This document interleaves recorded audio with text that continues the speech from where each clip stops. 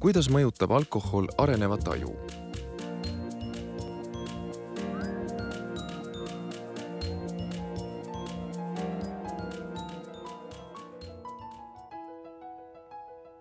Vaatame lähemalt, millised muutused tekivad ajus alkoholi toimel.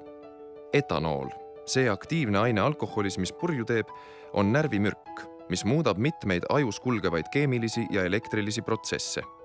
Selle tulemusena aju tegevus häirub ja aeglustub. Alkohol mõjub aju eri piirkondadele erineva kiirusega. Esmajoones pidurdub prefrontaalse korteksi tegevus. Rahvakeeli öeldakse, et alkohol võtab piirid maha. Me ei kontrolli enam oma käitumist ning teeme ja ütleme asju, mida muidu ei teeks. See juhtub sellepärast, et enesejuhtimine ja otsustusvõime on häiritud. Kui järg jõuab motoorsete piirkondadeni, hakkavad liigutused, nagu näiteks kõndimine või rääkimine, järjest abitumalt välja kukkuma.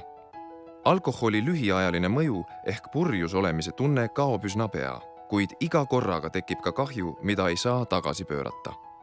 Inimesed arvavad sageli, et alkohol tõstab nende meeleolu, aitab olla muretum ja eufoorilisem, osavam suhtleja ja loovam seikleja. Kuigi see lühiajaliselt võibki nii tunduda, siis pikaajaliselt mõjub alkohol hoopis vastupidi. Etanool on oma mõjult hoopis depressant ehk närvisüsteemile aeglustava mõjuga. Sagedase alkoholi joomise mõjul tekkiv prefrontaalse korteksi üldine aeglustumine võib viia selleni, et meil on elus hoopis rohkem stressi ning vähem kannatlikkust ja täpsust olukordadega toimetulekuks. Regulaarne suure alkoholikoguse joomine tõepoolest vähehaaval vigastab aju. Suureks loetakse etanooli kogust, mille saab kätte 4-5 joogist. Ükskõik, kas selleks on pudel õlut või siidrit, klaas veini või pits kanget alkoholi. Regulaarseks saab selliste koguste tarvitamist pidada juba alates paarist korrast kuus. Kui uuesti kasutada seda näidet, et närviühendused on ajus nagu maanteed, siis liiga varane alkoholi joomine takistab ajus ühendusteede laiendamist. Mõtete sõidukiirus jääb madalamaks ja ummikud sagenevad. Alkoholivigastuste all mõistagi kannatavad kõige rohkem need ajupiirkonnad, kus teede sillutamine joomise ajal alles käib. Seetõttu on etanooli kahju teismelise ajus suuremad just prefrontaalse korteksi juhitud reguleerimissüsteemis. Võttes kokku eri teadusuuringute materjali, võib noores eas alkoholi tarvitamise pikaajalist mõju kirjeldada järgmiselt. Vertikaalteljel vasakul on aju prefrontaalse korteksi funktsioonide areng. Horisontaalteljel all on vanus. Kui beebi sünnib, ei ole tal alguses erilist enesekontrolli. Ta ei kontrolli isegi oma pissimist. Aga aja möödudes ja aju arenedes õpib ta end paremini juhtima. Normaalse arengu puhul areneb enesejuhtimise võime täiskasvanu eani, saavutab 20. keskel oma tippvõimsuse ja on seejärel stabiilne, langedes pisut vanemas eas. Enam ei omandata nii kiiresti näiteks uue tehnoloogia kasutamist, ei pruugita toime tulla autojuhtimisega või muu sellisega. Uuringud ütlevad, et kui teismeea aju arenguperiood langeb kokku rohke alkoholi joomise perioodiga, siis tahtejõud ja enesekontroll mitte ei arene, vaid võib hoopis väheneda. Enesejuhtimisvõime ei arene nii kiiresti, vaid võib hoopis taandareneda. 25. eluaasta paiku näeme, et väike osa inimestest satub sõltuvusse. Nende enesekontroll väheneb ja hakkab sarnanema väikelapse omale ja oma igapäevaeluga toimetulekuks sõltuvad nad teistest inimestest. Enamik noortest, kes teismeeas sageli purjutasid, aga paranevad.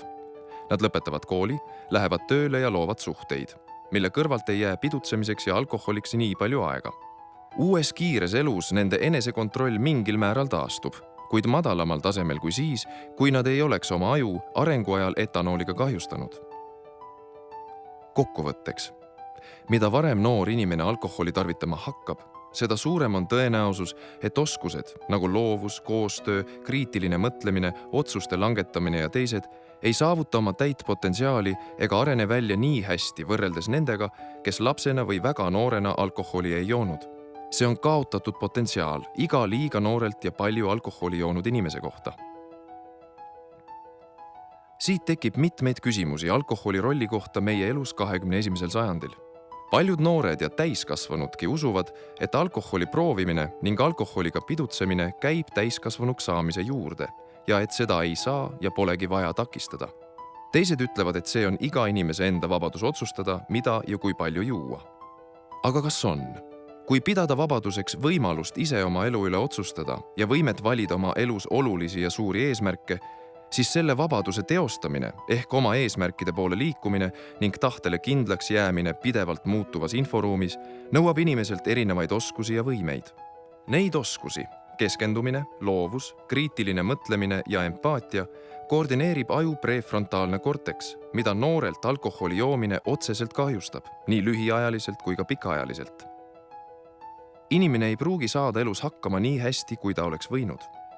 Seega, kas poleks õigem öelda, et alkoholi joomine mitte ei paku meile vabadust, vaid hoopis võtab selle ajapikku meilt ära?